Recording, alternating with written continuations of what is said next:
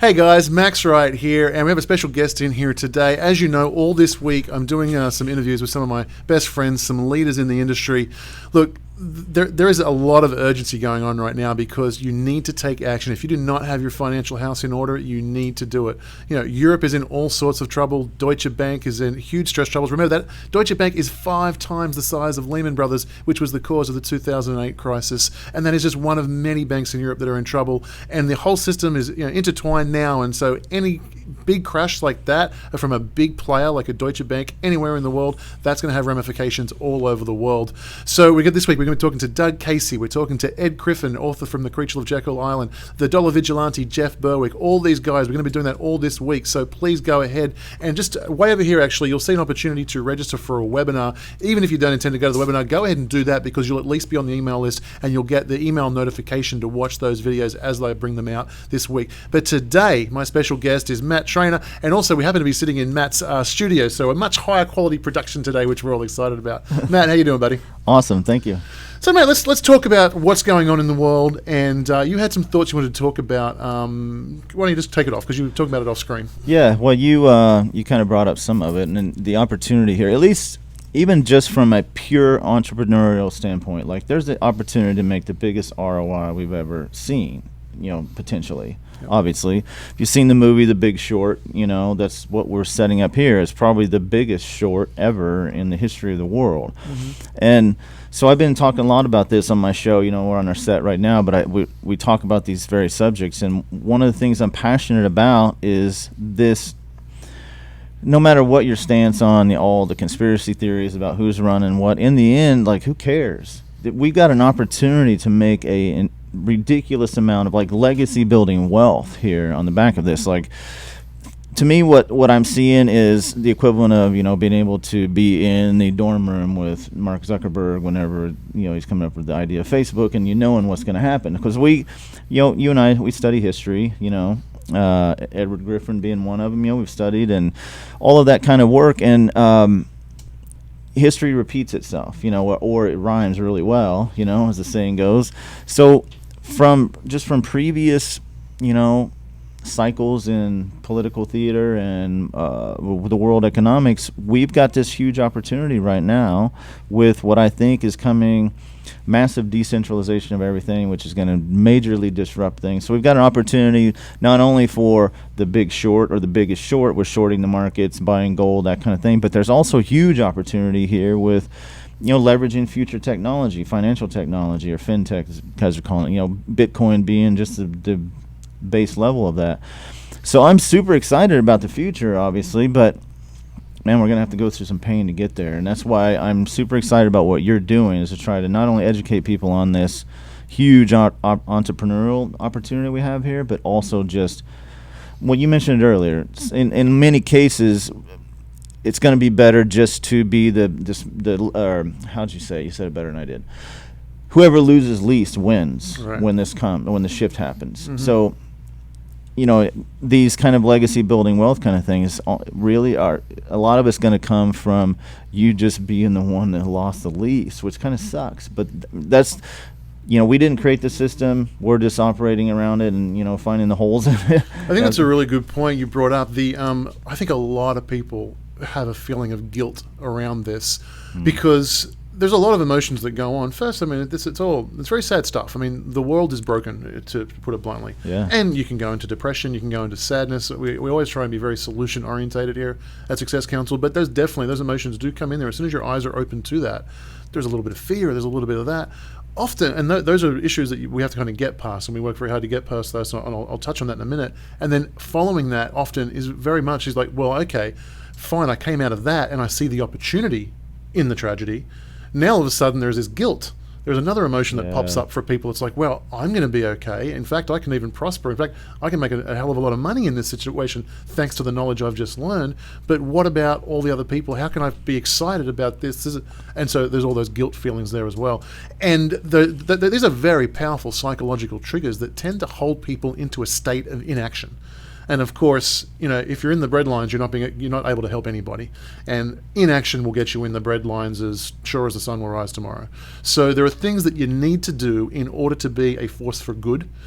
And there are things that starts with taking care of yourself, and from there you can take care of other people. So we like to focus on that here at Success Council and give people those options and the strategies to do things and get themselves past those issues of depression and guilt that go along with knowing what's happening and how to profit from it.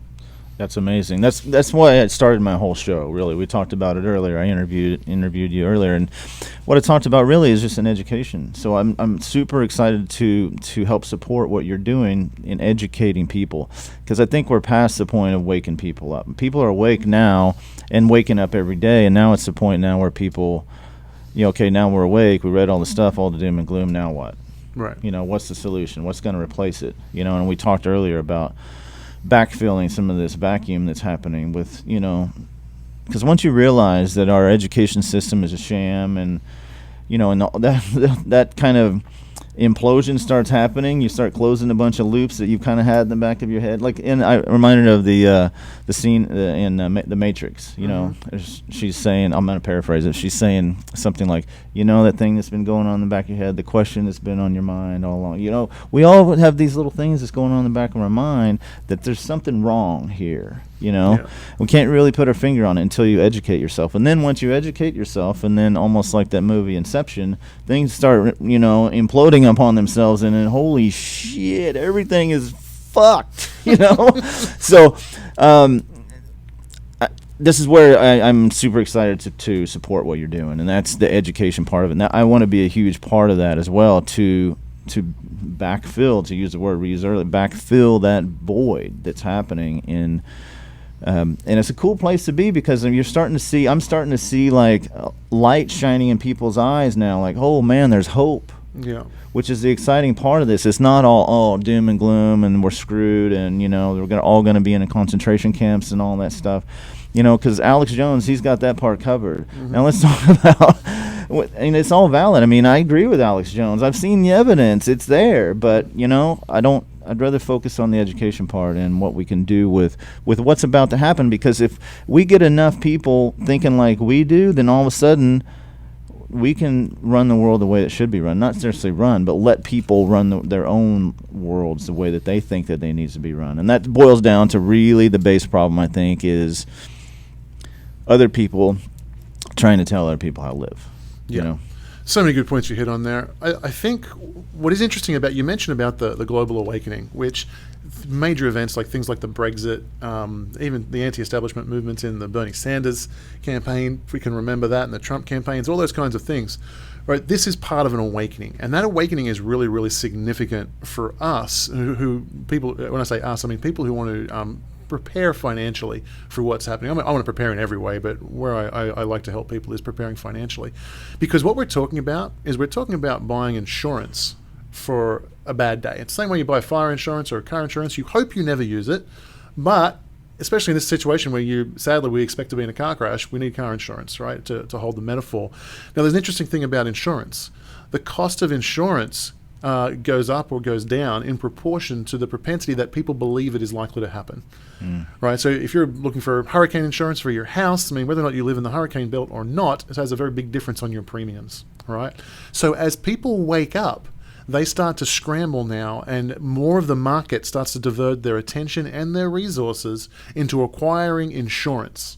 Now, in this environment, what insurance means, it means a lot of different things, but certainly partly it means precious metals, being involved in physical gold and silver, and as well as lots of other things, even food storage, and you go down that whole gamut, internationalization of assets, that whole broad spectrum of how you can prepare. And what you find is that the costs of those things go up. And we see that all over the place in all different, I see that in many different ways. Now we're fortunate in this respect, in that especially with the gold and silver markets, we have extreme market rigging. Because the gold and silver price is a big alarm bell for everybody out there. Traditionally, it's the canary in the coal mine. When prices of gold and silver skyrocket, that means people perceive extreme risk in the banking environments, the insurance environments, the fiat currency environments, and so they seek out something that does not have counterparty risk. Right? And so as money flows into that world and chases it, we should see the premiums of gold and silver and the price of gold and silver skyrocketing, but we haven't, because it's being rigged, because they've effectively killed the canary in the coal mine. But the coal mine is filling up with gas. We know it from lots of other indicators, and it seems like everything's going all right. And actually, I talk about this in the online workshop that I do. I talk about 5 fake trends that we see every day, but they're actually fake. They're being manipulated. And the sad part is the way these 5 fake areas are being propped up, they're stealing from the productive area to prop up these unproductive areas, which makes the chance of recovery and bringing ourselves out of this even harder. And so the canary's dead. It looks like everything's fine. I don't hear a canary whistling, but meanwhile, the mine is filling up with gas, and we need to be prepared for that explosion. One tiny little spark, and it's all going to go. And you mentioned a little bit earlier, just off camera, you were talking about as you're in your youth, how it was so much different then, being an entrepreneur then and now. Now you need permission. I think the study is, I think 30 or 40% of the U.S. workforce need permission to go to work by the U.S. government. Yeah. Why don't you elaborate on that a little bit? Yeah, I was just thinking about it as we talked earlier that, you and I have gotten to where we are, done the things we've done because we create our own universe, basically. We're not waiting on permission. We're not looking to go get a license somewhere. We're not going through years of school and getting all our stuff stamped to finally then go make our mark on the world. We just did it. Right. And I was thinking about some of the stuff I did when I was a little kid. I used to buy, little sticks of bubblegum cigarettes, actually, which you can't even get now because all the stigma around cigarettes. There's a piece of bubblegum, I get it. It's probably not a good idea to have your kids pretending to smoke cigarettes, but still, whatever. So I would buy these little, bubblegum cigarettes for a penny a piece, and then I'd sell them at school for 5 cents, and I'd... Sure. Just ramped up over time, and I was making like $1,000 a month, as a 12-year-old. Awesome. Yeah. And I was thinking about that, and like, man, and back then it got to be a thing. Like, I'd go down the hallways, and kids, hey, Candyman. I thought it was cool, Sure. because that's where I became like the place to go for candy, and even the teachers, they didn't like me having candy around, but they sort of thought it was cool and entrepreneurial and that kind of thing, supported it. Today... Fuck, dude. I'd get in trouble for sure. At a minimum, they'd take the money probably in the school.